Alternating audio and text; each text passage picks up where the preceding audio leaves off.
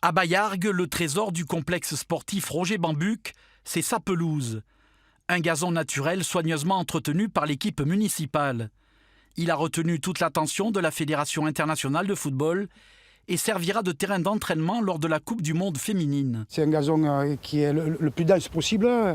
Il a été rensemencé justement pour encore densifier. Il faut vraiment que la pelouse, on le voit quand on la touche. C'est juste un tapis, quasiment comme si jamais c'était un tapis. Et depuis le mois de janvier, on y travaille tous les jours quasiment, ou tous les 2 jours. Et on essaie pour avoir ce rendu-là, il faut y travailler quasiment quotidiennement. Pour le club résident, le choix de la FIFA n'est pas une surprise tant la qualité de la surface de jeu est exceptionnelle. On a l'habitude d'y évoluer dessus toute l'année et c'est vrai qu'on a un terrain fabuleux. Donc à chaque fois que je suis devant, j'ai envie de remettre un short, des crampons et de jouer. Donc non, il est magnifique. D'ailleurs, tous les joueurs ont à peu près, quand ils arrivent, le terme associé, c'est billard.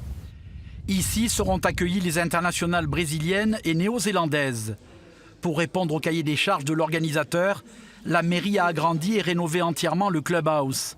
Un chantier de 3 mois pour un investissement de 180 000 €. Les travaux qui ont été imposés, c'était une extension d'un local, puisqu'on devait recevoir une 30aine de journalistes.